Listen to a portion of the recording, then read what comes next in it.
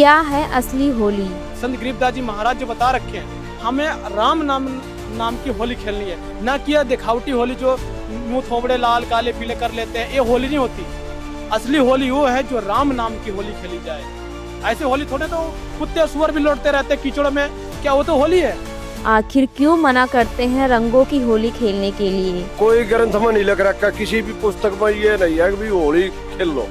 होली खेल लो तो भगवान के राम नाम की होली खेल लो, बंदी छोड़ के नाम की होली खेल लो। ये कोई कहीं भी नहीं लिख रखा है अभी होली खेल लो। ये जो ड्रामे चल रहे होली के, ये सब फालतू है। क्या संत रामपाल जी ब्रह्मा विष्णु महेश की भक्ति छुड़वाते हैं? पहले एक नंबर पर जो गुरु रामपाल जी महाराज नाम देते हो, ब्रह्मा विष्णु महेश का देते हैं सबसे पहले। बताओ कौन कहता है जिंदगी भक्ति? हमारे गुरु जी जो संत रामपाल जी महाराज है, वो ब्रह्मा विष्णु महेश की भक्ति छुड़वाते नहीं, बल्कि उनकी सही विधि बताते हैं, सही मंत्र देते हैं, जिस मंत्र को जाप करके ब्रह्मा विष्णु महेश की भी प्राप्ति हो जाए और उससे ऊपर परमात्मा की प्राप्ति हो जाए। देखिए जो नकली धर्म गुरु है, कोई हरे राम, कोई हरे कृष्ण, कोई हरे राम राधे श्याम सब मिलाते हैं, कोई मंत्र है, कहाँ भी इसका प्रमाण है? गीता वेद शास्त्र कहाँ भी प्रमाण है इसका? मैं बताता हूँ, हमारे गुरु जी जो इसका प्रमाण कहाँ पे लिखा हुआ है, जो इनका ब्रह्मा विष्णु महेश का मंत्र कहाँ पे है? आप संत गरीबदास जी महाराज ग्रंथ साहिब खोल के देखिए, उसमें लिखा हुआ स्पष्ट कि ब्रह्मा जी का मंत्र कौन सा, विष्णु जी का मंत्र कौन सा है।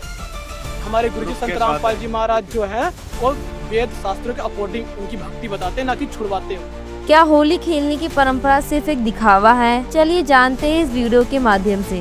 फिर से एक नई वीडियो में दर्शकों, हम आए हैं सतलोक आश्रम धनाधाम में। यहाँ पर एक तरफ संत रामपाल जी महाराज के शिष्य हैं और दूसरी तरफ जो समाज के लोग हैं, जो अन्य धर्म गुरुओं के शिष्य हैं, उनका कुछ सवाल है। जानेंगे संत रामपाल जी महाराज के शिष्यों से आखिर इनका क्या सवाल है, बात करते हैं, इनसे पूछते हैं। नमस्कार सर। नमस्कार सर। क्या शुभ नाम है आपका? विजय। विजय जी, ये बताइए आपका क्या सवाल है संत रामपाल जी महाराज के शिष्यों से? सर, इनके गुरुजी संत रामपाल जी महाराज जी होली खेलने से मना करते हैं। ये तो कई दिनों से खेलते आ रहे हैं, जैसे हमारे पुराने बूढ़े बुजुर्ग जो लोग हैं वो खेलते आ रहे हैं, मना क्यों करते हैं? चलिए, इनका सवाल ये है कि जो होली है उसको मना करते हैं इनके गुरुजी। आप लोग बताइए इसमें कौन सवाल का जवाब देना चाहेगा? ये कोई ग्रंथ में नहीं लिख रखा, किसी भी पुस्तक में ये नहीं है कि भी होली खेल लो। होली खेल लो तो भगवान के राम नाम की होली खेल लो, बंदी छोड़ के नाम की होली खेल लो। ये कोई कहीं भी नहीं लिख रखा है अभी होली खेल लो। ये जो ड्रामे चल रहे होली के, ये सब फालतू है। नहीं, ये अगर फालतू होता तो काफी सालों से खेला जा रहा है इसको। अगर आप इसके बारे में ये संतुष्ट नहीं हो सकते हैं, सवाल का सही जवाब दीजिए। तो ये किसी ने आज तक रामपाल महाराज के बिना उजागर नहीं किए किसी ने। ऐसे ही जो दबाते ला रहे थे शुरू से। आप बताइए सर, मैं इसका प्रमाण दिखाओ ना। देखिए एक गरीबदास जी महाराज जी की वाणी है कि कदे न हो ऐकाज राम रंग होरी हो। अर्थात जो संत गरीबदास जी महाराज जो थे सन 1734 ईस्वी में, जब संत गरीबदास जी महाराज जब धरती प्रकट हुए थे, तो उन्होंने बताया था कि असली होली कौन है? असली होली वो है जो राम नाम की होली है। हमारे गुरु जी कहते हैं राम राम रंग होली हो, कदे न हो ऐकाज, ऐसे गुरु जी की वाणी है। तो हमें जो हमारे संत गरीबदास जी महाराज जो बता रखे हैं, हमें राम नाम की होली खेलनी है, ना कि यह दिखावटी होली जो मुंह थोबड़े लाल काले पीले कर लेते हैं। ये होली नहीं होती। असली होली वो है जो राम नाम की होली खेली जाए। ऐसे होली थोड़े तो कुत्ते सुअर भी लौटते रहते हैं कीचड़ में, क्या वो तो होली है? असली होली तो वही होती है भाई, जो संत रामपाल जी महाराज हमारे गुरु जी बताते हैं कि राम रंग होली। आप बताइए इनकी बातों से कितना परसेंट आप सहमत हैं? कहीं भी लिखा नहीं, वेदा में नहीं। जब ये लोग बोल रहे हैं कि लिखा नहीं है तो फिर मान सकते सर, हैं। इनके संत रामपाल जी महाराज जी जो हैं वो ब्रह्मा विष्णु महेश की भक्ति छुड़वाते हैं। चलिए, इनका सवाल ये है कि इनके गुरुजी, आपके गुरुजी ब्रह्मा विष्णु महेश की भक्ति छुड़वाते हैं। इसके बारे में कौन सवाल जवाब देना चाहिए? ये कौन कहता है कि ब्रह्मा विष्णु महेश की भक्ति छुड़वाते हैं? सबसे पहले एक नंबर पर जो गुरु रामपाल जी महाराज नाम देते हो, ब्रह्मा विष्णु महेश का देते हैं सबसे पहले। बताओ कौन कहता है जिंदगी भक्ति? हमारे गुरु जी जो संत रामपाल जी महाराज है, वो ब्रह्मा विष्णु महेश की भक्ति छुड़वाते नहीं, बल्कि उनकी सही विधि बताते हैं, सही मंत्र देते हैं, जिस मंत्र को जाप करके कि ब्रह्मा विष्णु महेश की भी प्राप्ति हो जाए और उससे ऊपर परमात्मा की प्राप्ति हो जाए। देखिए जो नकली धर्म गुरु हैं, कोई हरे राम, कोई हरे कृष्ण, कोई हरे राम राधे श्याम सब मिलाते हैं, कोई मंत्र है, कहाँ भी इसका प्रमाण है? गीता वेद शास्त्र में कहाँ भी प्रमाण है इसका? मैं बताता हूँ हमारे गुरुजी जो इसका प्रमाण कहाँ पे लिखा हुआ है, जो इनका ब्रह्मा विष्णु महेश का मंत्र कहाँ पे है। आप संत गरीबदास जी महाराज ग्रंथ साहिब खोल के देखिए, उसमें लिखा हुआ है स्पष्ट कि ब्रह्मा जी का मंत्र कौन सा, विष्णु जी का मंत्र कौन सा है।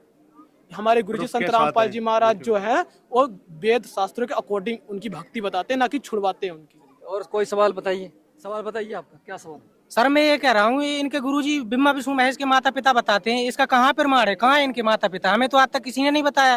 बताइए, इनका सवाल है कि आपके गुरुजी ब्रह्मा विष्णु महेश के माता पिता। प्रमाण है देवी भागवत पुराण के 3 स्कंद में 23 श्लोक में। आप अभी अब अपने मोबाइल में अभी सर्च करके आप देख लीजिए, इसका प्रमाण है कि नहीं है। मैं बात की बात नहीं कर रहा हूँ, अभी वर्तमान में।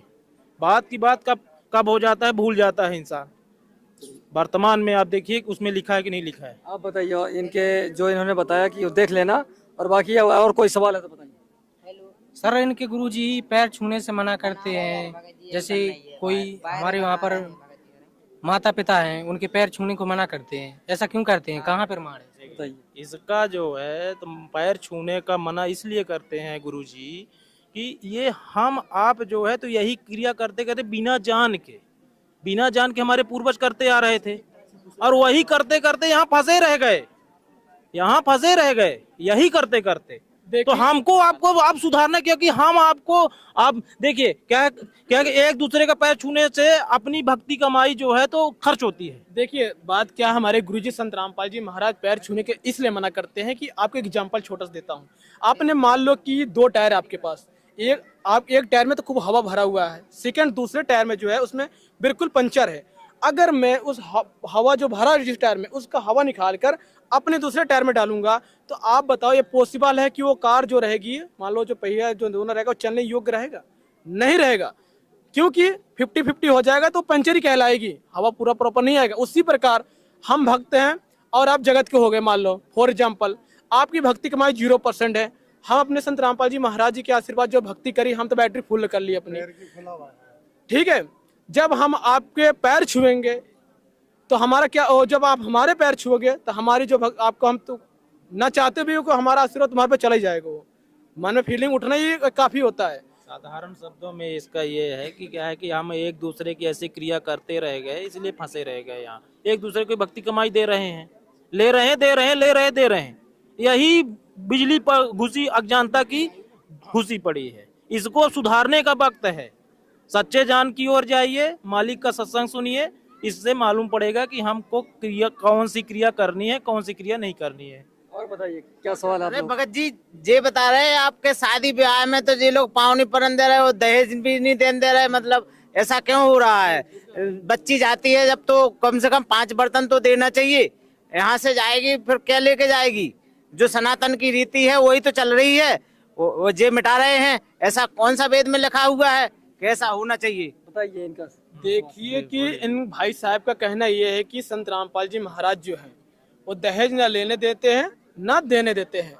मैं आपको एक छोटा सा एग्जाम्पल देना चाहता हूँ कि मान लो ये जो दहेज प्रथा है, शॉर्ट शब्दों में ये कहूँ कि हमारे संत रामपाल जी महाराज जो हैं दहेज जैसी भयंकर बीमारी को ये जड़ से खत्म करने की कोशिश कर रहे हैं।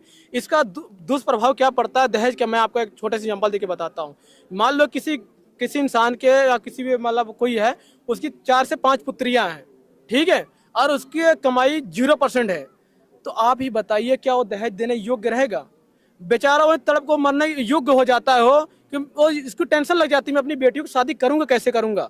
आज वही संत रामपाल जी महाराज जो है कि दहेज जैसी जड़ राक्षस से बीमारी को जड़ से खत्म करके और उसको सभ्य समाज तैयार करें, जो एक नॉर्मल तरीके से, जो रामायणी को कहते हैं, रामायणी तरीके से शादी मतलब करवा रहे हैं, ताकि भगत जो जगत के लोग हैं, जो भगत के लोग जिनके 4 से 5 पुत्रियां, उनको किसी प्रकार का तकलीफ ना हो शादी करने में बेटियों की।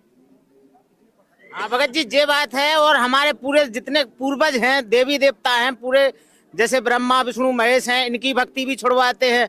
हम सनातन से चले आ रहे हैं, इनकी सारी भक्ति चली आ रही है। और अभी हम कुंभ में भी गए थे, तो कुंभ में बहुत सारी जनता, कम से कम 44,000 करोड़ जनसंख्या थी। कम से कम तो यहाँ के लोग का सभी पागल थे कि वहां पर गंगा नहाने के लिए गए थे।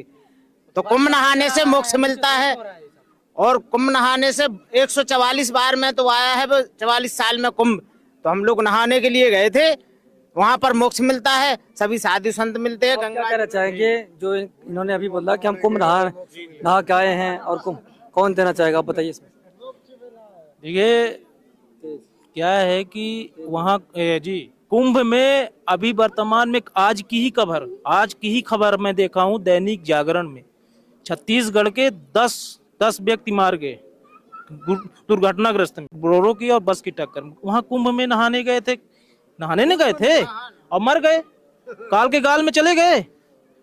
तो वहाँ का आप कह रहे हैं कि वहाँ हम कुंभ में नहाने से, गंगा नदी नहाने से क्या मोक्ष थोड़ी मिलता, नहीं मिलता। हमारे गुरु जो धर्म शास्त्र हैं वो बताते हैं कि वो कुंभ नहाने से मोक्ष मिलता है। देखिए भाई साहब का कहना है कि कुंभ नहाने से मतलब लाखों करोड़ों श्रद्धालु वहाँ नहाने जा रहे हैं। इनका कहने साफ मतलब ये है कि वहाँ पे जाने से मोक्ष की प्राप्ति हो जाती होगी। मैं आपको कहता हूँ अगर गंगा में नहाने से या गंगा, हरिद्वार, जमुना कहीं भी नहाने से अगर इंसान की मुक्ति होती है तो आप हमें ये बताइए कि उसमें हमारे कबीर साहब की एक वाणी है कि नहाए धोए क्या हुआ, जो मन का मैल न जाए, नींद सदा जल में रहे, धोए बास न जाए। अर्थात उसमें तो हम इंसान से नहाने से पहले उसमें कीड़े मच्छी पता नहीं कछुए उसमें पहले से 24 घंटा स्नान कर रहे हैं, उनकी मुक्ति क्यों नहीं हो रही? क्या हमारे 1 दिन से या 2 दिन स्नान करने से क्या मुक्ति हो जाएगी? और भी सुनिए, जब गंगा पुत्र भीष्म उन्हीं के पुत्र थे, गंगा नदी से गंगा मैया के पुत्र थे, जब उन्हीं का नहीं मोक्ष हुआ तो हमारा आपका कैसे मोक्ष होगा?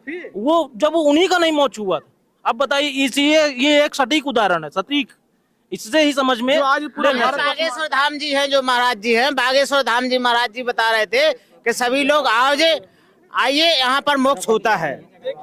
हाँ, जितने मर गए हैं बोले कल कहते हैं मोक्ष हो गया है, हम उसी पर निर्भर है। देखिए इनके गुरुजी जो बागेश्वर धाम की भी बात उठाई, ये कहते हैं कि जो भी है वहाँ नहाने से मोक्ष हो जाता है। मैं बताना चाहता, अभी हाल फिलहाल में बागेश्वर धाम का एक इंटरव्यू आया था, वहाँ पे जो अभी आपने शायद खबर सुनी होगी, वहाँ पे तकरीबन कई 200 लोग समथिंग वहाँ के लोग मारे गए भगदड़ के में। तभी वहाँ गिनती नहीं कितने मर गए, अनंत मतलब मुझे एक्यूरेट डेटा नहीं पता कितने लोग मारे गए थे, लेकिन ना पता है कि वहाँ मारे गए। कोई सही जानकारी तो लेकिन न्यूज बता। बागेश्वर धाम ये कह रहे थे धीरेन्द्र शास्त्री कि उसमें जो लोग मरे हैं उनकी मोक्ष की प्राप्ति होगी। अरे भाई साहब मुझे ये बताइए, किसी के लाल मरे, किसी की बेटा मरे, किसी की वाइफ मर गई, तुम कह रहे मोक्ष हो गया उनका? अरे कुछ तो सोचना था आपको वहां से बोलने से पहले। क्या है, यही अज्ञानी संत मानव जीवन को बर्बाद कर रहे हैं, झूठा ऐसे प्रचार करके कि वहां गंगा नदी में जाने से, प्रयागराज में जाने से, गंगा नदी को डुबकी लगाने से मोक्ष मिल जाता है। ये जो है तो हमको आपका जीवन बर्बाद कर रहे हैं। मानुष जन्म पाए के किया न हर से, आप पछताए क्या हुआ चिड़िया चुग गए के।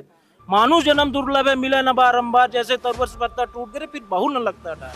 तो यही निवेदन है, प्रार्थना है कि मालिक की शरण में आइए, अभी भी वक्त है। इस वीडियो को देखने के बाद आपकी क्या राय है कमेंट में जरूर बताएं। ऐसी ही और वीडियो देखने के लिए हमारे चैनल को सब्सक्राइब करें और वीडियो को ज़्यादा से ज़्यादा शेयर करें।